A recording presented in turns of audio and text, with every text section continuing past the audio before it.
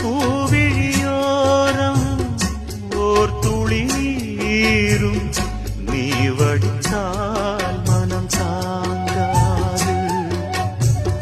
பொன்முகம் கொஞ்சம் வாடி நின்றாலும் நான் துடிப்பேன் வலி தாழாது. 10 மாசம் சுமந்து பட்டப்பாடும் மறந்து பிள்ளை செல்வம் பிறக்க அள்ளி கையில் எடுக்க தாயும்